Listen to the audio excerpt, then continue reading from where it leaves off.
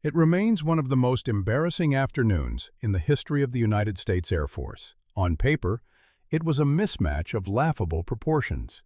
On one side, you had the mighty military-industrial complex of the 1950s, represented by two cutting-edge jet interceptors equipped with advanced radar fire control computers and the latest in air-to-air weaponry. On the other side was a single propeller-driven relic from World War II, a plane that was obsolete, unmanned, and literally minding its own business. The engagement that followed would involve 208 rockets, 1,000 acres of scorched earth, a threatened city, and a military cover-up that tried to bury the absurdity of the event. They called it the Battle of Palmdale, but history remembers it as the day the Air Force fought a drone, and the drone won. The date was August 16, 1956.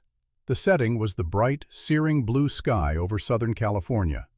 The Cold War was in full swing, and the paranoia of a Soviet nuclear strike hung over the West Coast like smog. The United States Navy was conducting routine missile tests out of Point Mugu Naval Air Station, a facility perched on the edge of the Pacific Ocean. Their target for the day was a Grumman F-6F-5K Hellcat.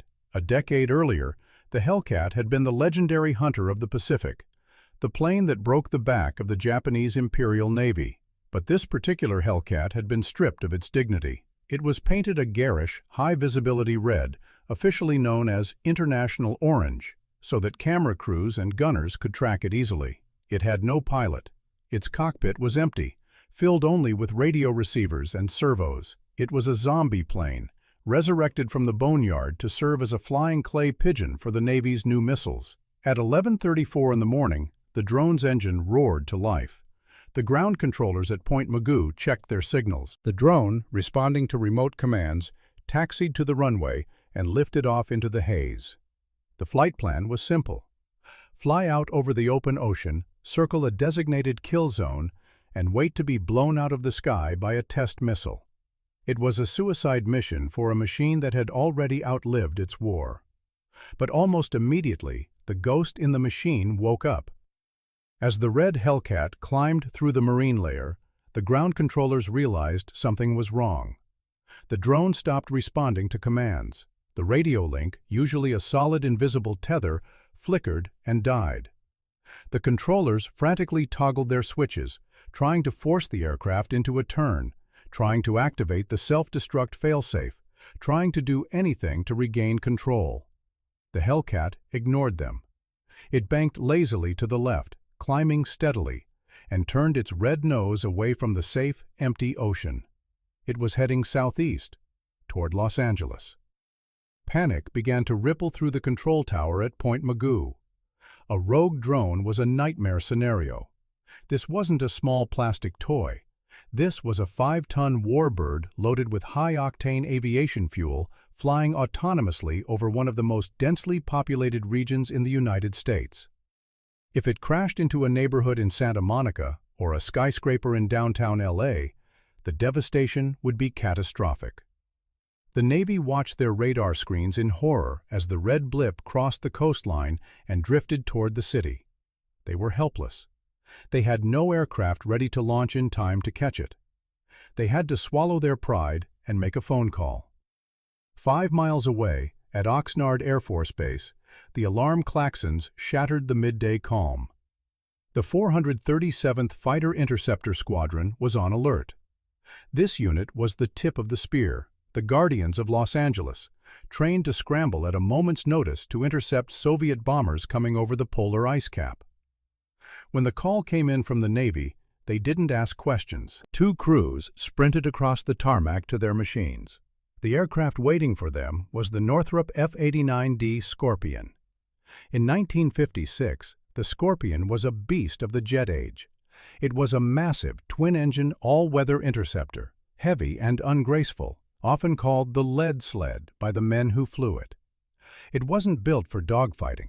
It was built for pure, brute force destruction. It carried a pilot in the front and a radar operator in the back. But the most important feature of the F-89D was its armament. The engineers of the 1950s had decided that machine guns were obsolete. The speeds of the jet age were too high. the engagement windows too short for bullets. So they had stripped the guns off the Scorpion. Instead, the F-89D carried a new, terrifying weapon, the Mark IV Mighty Mouse folding fin aerial rocket. Each Scorpion carried 104 of these rockets in massive wingtip pods. They were unguided 2.75-inch projectiles designed to be fired in massive volleys, a shotgun blast meant to fill a cubic mile of sky with shrapnel and high explosives. The idea was that you didn't need to hit a Soviet bomber directly. You just needed to fill the air around it with death. First Lieutenant Hans Einstein and his radar operator, First Lieutenant C.D. Murray, climbed into the lead Scorpion. Behind them, First Lieutenant Richard Hurleman and First Lieutenant Walter Hale manned the wingman aircraft. The canopies slammed shut. The twin Allison jet engines whined into life, dumping the smell of burnt kerosene across the ramp. They taxied out, afterburners kicking in with a chest-thumping roar, and lifted off into the California sky. They were hunting a propeller plane with supersonic jets. They assumed they would be back in time for lunch. The Scorpions climbed rapidly, their radar operators burying their faces in the rubber hoods of their scopes, searching for the target. The rogue Hellcat was meandering senselessly. It had crossed over Los Angeles, thankfully maintaining a high altitude, and was now drifting toward the Santa Paula Mountains, slowly turning in wide, erratic circles. The drone was flying at about 30,000 feet, cruising at a leisurely 175 knots.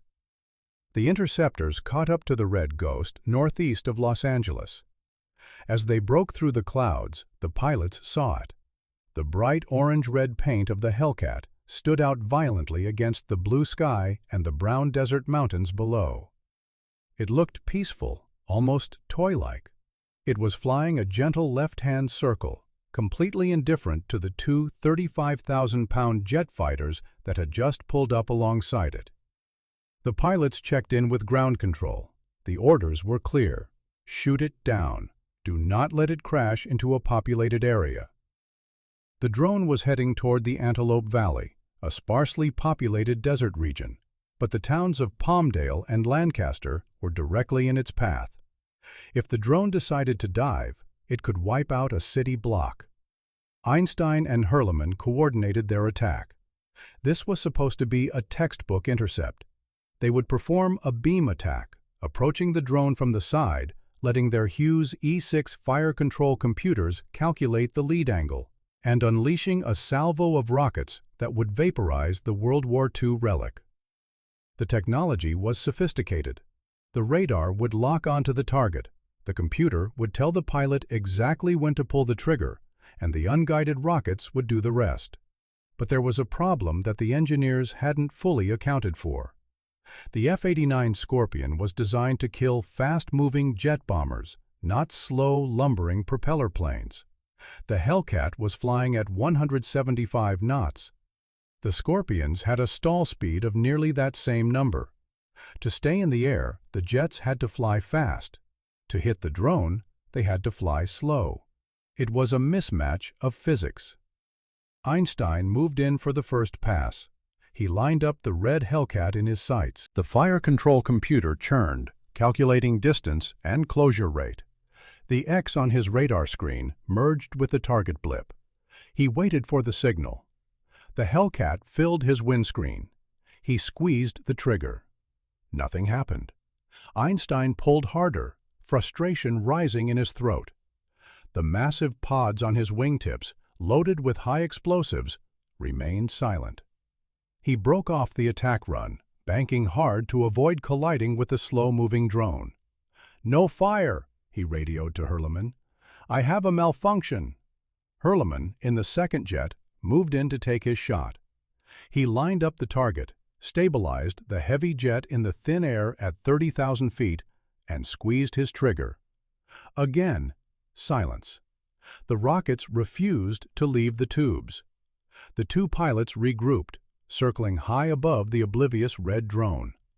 They frantically checked their switch panels. The F-89D had a complex firing system.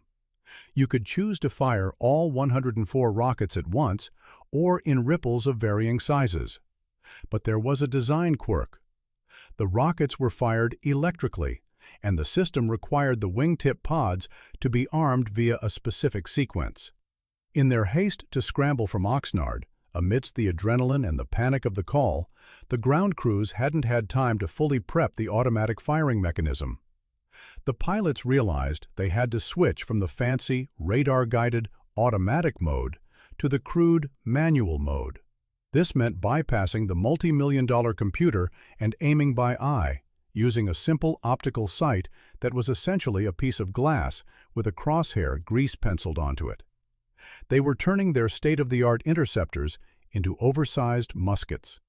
The drone continued its slow, hypnotic turn, drifting over the jagged peaks of the San Gabriel Mountains. It was now heading toward Palmdale. The clock was ticking. The Scorpions had burned a massive amount of fuel climbing to altitude and maneuvering. They didn't have all day. "Going in for a second pass," Einstein radioed. He selected the manual firing setting. He decided to fire a salvo of 42 rockets. He pushed the throttle forward, bringing the heavy jet around in a wide arc. He watched the red Hellcat grow larger in his windscreen. Without the computer to tell him the range, he had to guess. He had to estimate the speed difference, the drop of the rockets, the wind. He steadied the nose of the Scorpion. The Hellcat was right there, a sitting duck. Einstein squeezed the trigger. This time, the jet shuddered. Smoke erupted from the wingtips as 42 Mighty Mouse rockets streaked out in a chaotic swarm. They accelerated to Mach 2 instantly, leaving trails of white smoke that obscured the target. Einstein pulled up hard, waiting for the fireball. He waited for the confirmation that the threat was neutralized. The smoke cleared. The red Hellcat was still there. It was still flying. It was completely untouched. The rockets had flown beneath it, harmlessly streaking toward the desert floor thousands of feet below. The Battle of Palmdale had officially begun, and the United States Air Force had just fired the opening volley of what would become a comedy of errors. The red ghost droned on, indifferent to the high-tech violence being unleashed around it, slowly turning its nose toward the suburbs of Los Angeles County. The pilots, sweating in their pressurized suits, realized with a sinking feeling that the easy target wasn't going to be easy at all. They cycled their weapon systems again. They had plenty of rockets left. Surely the next volley wouldn't miss. The sky over the Antelope Valley was no longer empty. It was streaked with the white, angry contrails of unguided ordnance, a chaotic scribbling of smoke that marked the path of American failure. First Lieutenant Einstein watched in disbelief as his volley of 42 rockets, enough firepower to cripple a Soviet bomber squadron, dispersed harmlessly into the ether, passing well below the bright red Hellcat drone. The drone, indifferent to the violence, continued its lazy banking turn. It was heading northeast now, drifting steadily toward the desert town of Palmdale. In the second F-89 Scorpion, First Lieutenant Richard Hurleman and his radar operator, First Lieutenant Walter Hale, watched the lead jet pull away. It was their turn. The pressure was immense. They weren't fighting an enemy ace. They were fighting a mindless machine, and they were losing. Hurleman lined up the target. The physics of the engagement were a nightmare. The drone was slow, the jet was fast. Every time Hurleman tried to get a bead on the Hellcat, his airspeed bled off, forcing him to throttle up to avoid stalling, which in turn ruined his aim. It was like trying to shoot a hummingbird with a cannon while riding a roller coaster. Hurleman selected the manual firing mode. He decided to fire a salvo of 42 rockets. He pushed the nose of the heavy Scorpion down, trying to anticipate the drone's flight path. The optical sight was primitive, a glowing reticle on a piece of glass. He guessed the range. He guessed the lead. He pulled the trigger. The jet shuddered violently as the rockets left the wingtip pods. Whoosh, whoosh, whoosh. The sound was a rapid-fire tearing of the air. The Mk-4 Mighty Mouse rockets accelerated to 2,600 feet per second. But the Mighty Mouse had a dirty secret. It was notoriously inaccurate. The fins, designed to fold out after launch to stabilize the rocket, often induced a slight wobble. At long ranges, against a massive formation of bombers, this spread was a feature. It created a shotgun effect. But against a single, small fighter plane, it was a bug. Hurleman's rockets streaked past the Hellcat.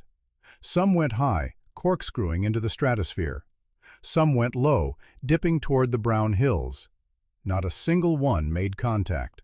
The red drone didn't even flinch. It chugged along, its Pratt & Whitney engine humming a steady rhythm, mocking the high-tech interceptors.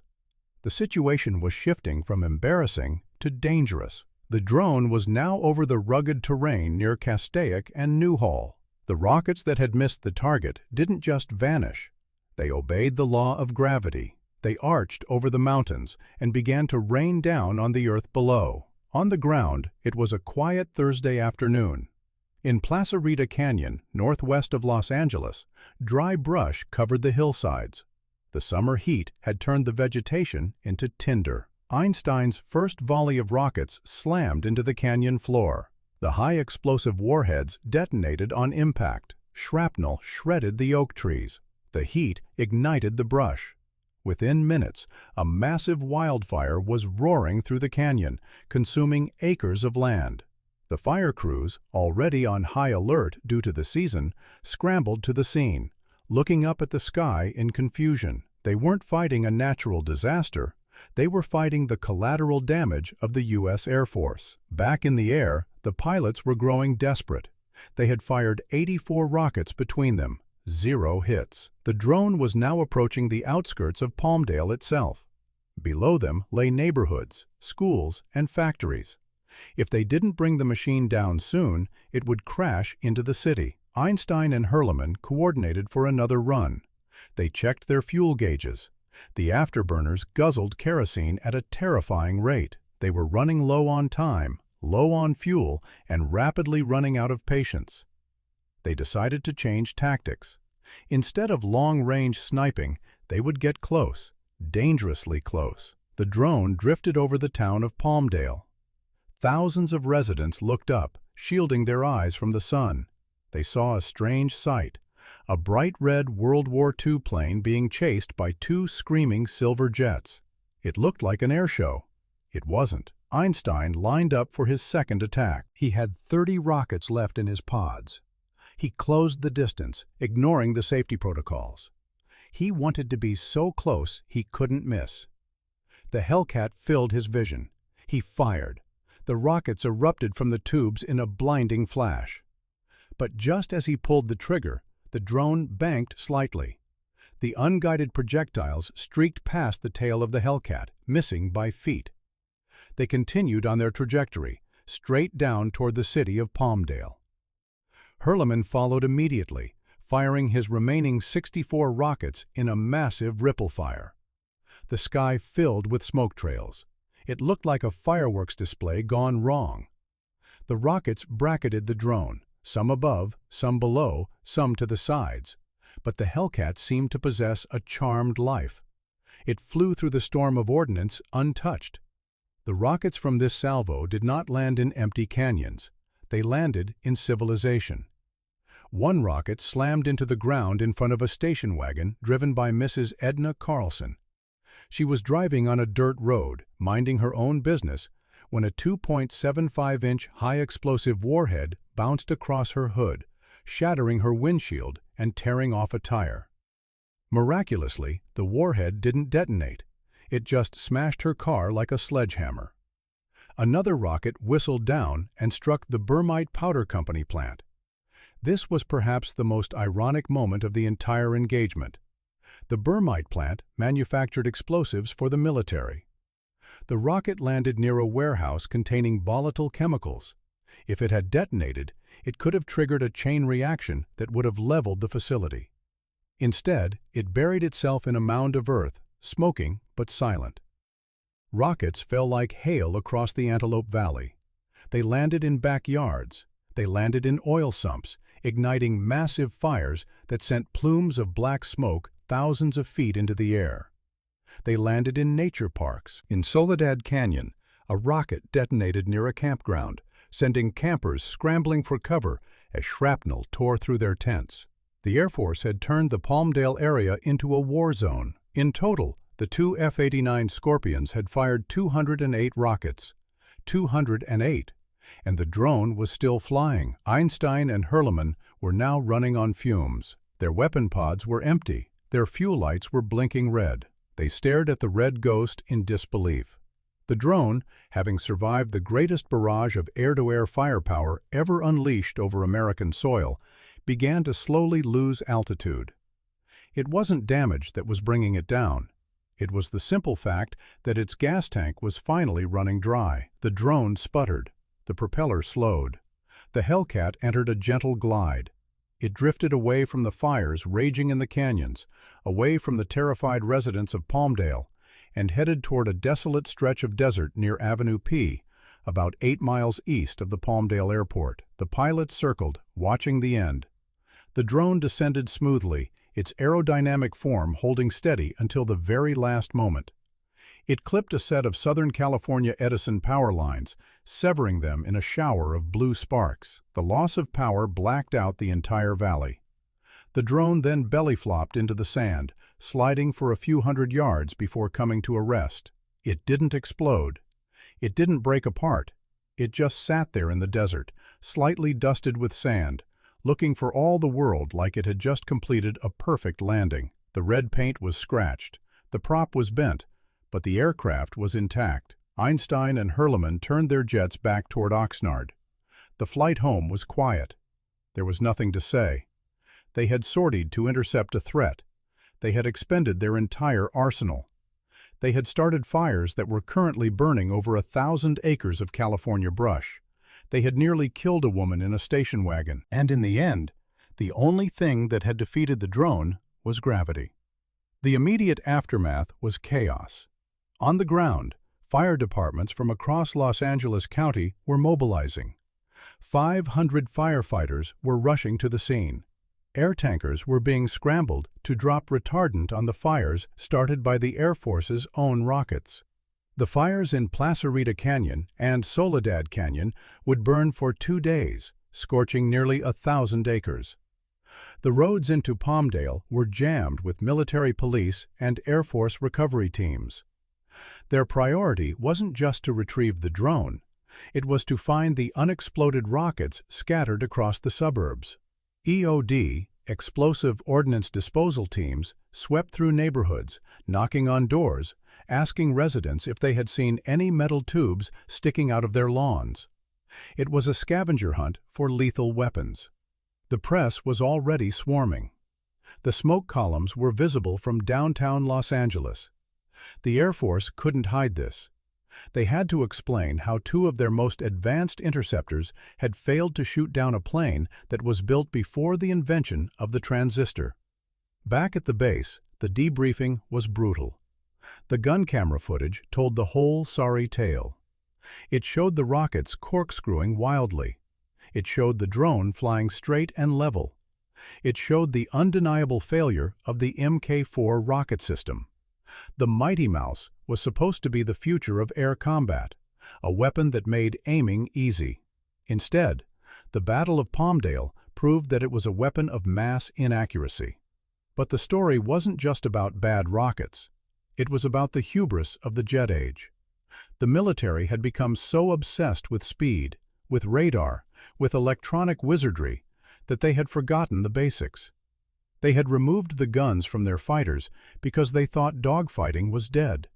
They assumed that computers would do the aiming. And when they faced a simple, low-tech problem, a slow plane flying in a circle, their high-tech solutions collapsed. The Red Ghost was dragged away from the crash site on a flatbed truck. It looked triumphant, even in defeat. It was a symbol of stubborn mechanical resistance. It had taken everything the 1956 military-industrial complex could throw at it and shrugged it off. As the fires burned into the night, the residents of Palmdale sat in the dark, their power cut by the drone's final act of defiance. They listened to the sirens wailing in the distance. They looked at the holes in their roofs and the craters in their streets, and they realized that the most dangerous thing in the sky that day hadn't been the rogue drone. It had been the men sent to save them. The Battle of Palmdale was over, but the cleanup and the cover-up was just beginning. The Air Force had a mess to hide, and history has a funny way of remembering the victories and burying the embarrassments. This was one grave they wouldn't be able to keep closed. The sun set over the Antelope Valley on August 16, 1956, but the sky remained bright, illuminated by the orange glow of 1,000 acres of burning California brush. The Battle of Palmdale was technically over. The rogue drone was down, resting in the sand near Avenue P. But the war on the ground was just beginning.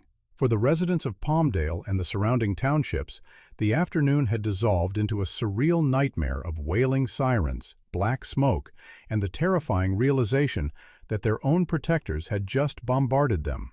The cleanup operation began immediately, and it was a logistical headache of massive proportions. The United States Air Force had fired 208 Mark IV Mighty Mouse rockets. Not a single one had hit the target. That meant 208 live warheads were now scattered across a 20-mile radius of suburbs, oil fields, and canyons. Some had detonated on impact, starting the fires that were currently occupying 500 firefighters and multiple air tankers. But many others had failed to explode, burying themselves in backyards, driveways, and playgrounds. They were unexploded ordnance, UXO, lethal metal darts waiting for a lawnmower or a curious child to set them off. Explosive ordnance disposal teams from Edwards Air Force Base and the Naval Station at China Lake flooded the valley. They moved through the neighborhoods like archaeologists of the apocalypse, sweeping Geiger counters and metal detectors over manicured lawns. It was a humiliating scavenger hunt. Every time they found a rocket fin sticking out of a flower bed, it was a physical reminder of the Air Force's incompetence. The local sheriff's department was overwhelmed with calls. Mrs. Edna Carlson, the woman whose station wagon had been smashed by a bouncing rocket, became a minor celebrity of survival. The Air Force would eventually pay to replace her car, but no check could replace the shattered confidence of a community that realized it was safer when the military wasn't trying to save them. The debriefing at Oxnard Air Force Base was somber. Lieutenants Einstein, Hurleman, Murray, and Hale sat in a room with their commanders, staring at the floor. The gun camera footage was developed and played back. It was damning. The film showed the rockets corkscrewing wildly as they left the pods. It showed the vast dispersion pattern that made the Mighty Mouse effective against a Soviet bomber formation the size of a football stadium, but useless against a single, nimble fighter. It showed the drone flying straight and level, mocking the high-tech interceptors with its stability. The inquiry that followed peeled back the layers of the disaster, revealing a systemic failure in American military doctrine. The Air Force had fallen in love with technology. They had bought into the missileer concept, the idea that future wars would be fought with buttons and radar, not skill and bullets. They had removed the cannons from the F-89 Scorpion because they believed that the era of the dogfight was dead. They thought that computers would solve the geometry of air combat. The Battle of Palmdale proved them wrong. It demonstrated that when the radar failed, and the computer glitched, and the unguided rockets missed, a pilot without a gun was just a spectator in a very fast, very expensive seat. The technical failure of the rockets was analyzed to death. The Mk4 rocket used a folding fin design for stabilization. In the high-speed slipstream of the F-89, the fins sometimes deployed unevenly, causing the rockets to tumble or veer off course. Additionally, the fire control system, designed to calculate the lead for a target moving at 500 knots, simply couldn't compute a firing solution for a drone puttering along at 175 knots. The computer was too smart for its own good. It couldn't understand a threat that was so slow. But the consequences of Palmdale went beyond a few scorched acres and a broken station wagon. It was a wake-up call that the Air Force largely hit the snooze button on. The all-missile doctrine continued to dominate Pentagon thinking for another decade. It wasn't until the skies over Vietnam, 10 years later, that the lesson of Palmdale was truly learned in blood. There, American pilots flying the F-4 Phantom, another high-tech fighter built without a gun, found themselves helpless against older, agile MiG fighters when their missiles failed. The ghosts of Palmdale were screaming a warning that nobody listened to until it was too late. Never enter a fight without a backup plan, and never take the gun off the fighter. As for the Red Ghost itself, the Hellcat drone was recovered from the desert floor.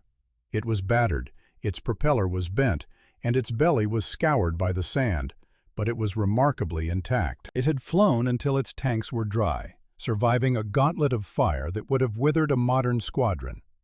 It was a testament to the rugged engineering of Grumman Iron Works. The drone was eventually scrapped, its metal recycled, but its legend persisted in the hangars of Southern California. The fires in Soledad and Placerita canyons burned for 2 days before they were finally contained. The scars on the land remained for years, black streaks on the brown hills visible from the highway. The Burmite Powder Company, which had narrowly avoided a catastrophic explosion when a rocket landed near its warehouse, quietly improved its blast shielding. The residents of Palmdale eventually got their power back, but they never quite looked at a passing jet the same way again. The incident was quietly buried in the back pages of the newspapers. The Air Force issued statements about technical difficulties and unforeseen variables. They paid the damages, money for the burnt brush, money for the crushed car, money for the shattered windows. They tried to frame it as a freak accident, an anomaly. But inside the service, among the pilots who flew the lead sleds and the starfighters, the story was passed down as a dark joke. It was the day the Air Force fought a zombie, and the zombie won. Lieutenant Einstein and Lieutenant Hurleman continued their careers, though the shadow of Palmdale followed them. They were competent pilots who had been put in an impossible situation by bad doctrine and worse equipment. They had followed their training. They had trusted their machines, and the machines had failed them. It is a recurring theme in the history of warfare, the disconnect between the engineers who design the weapons and the men who have to use them. Today, the site where the drone crashed is just another patch of scrub brush in the Antelope Valley, not far from a housing development. There is no monument, there is no plaque. But every now and then, a hiker or a construction worker digging a foundation will hear a metallic clink against their shovel. They will brush away the dirt and find a rusted, twisted piece of metal, a fragment of a Mark IV rocket, a souvenir from the day the sky rained fire on the suburbs. The Battle of Palmdale remains a perfect, crystallizing moment of the Cold War. It captured the paranoia, the technological hubris, and the sheer absurdity of the era. It was a time when we were so terrified of the enemy that we built weapons capable of destroying the world. Yet we couldn't shoot down a single, propeller-driven plane flying in a circle. It reminds us that technology is not a magic wand. Radar can jam. Computers can crash. Rockets can miss. And when everything else fails, there is no substitute for a pilot with a steady hand and a gun. The Red Ghost flew its final mission not as a target, but as a teacher. It taught a lesson about humility that cost 208 rockets and 1,000 acres of California wilderness. It's a lesson that is still taught at the Air Force Weapons School today. Sometimes, the most dangerous thing in the battle space isn't the enemy. Sometimes, it's your own technology. If this story of the Red Ghost and the Battle of Palmdale blew your mind, please hit that like button. It really helps the channel grow and lets us keep digging up these wild, forgotten pieces of history. Make sure you're subscribed with notifications on, because you do not want to miss our next deep dive into the archives. And I want to hear from you in the comments. Do you think modern technology has solved these problems, or are we destined to repeat the mistakes of Palmdale? We read every single comment. Thanks for watching, and keep your eyes on the skies. You never know what might be coming down.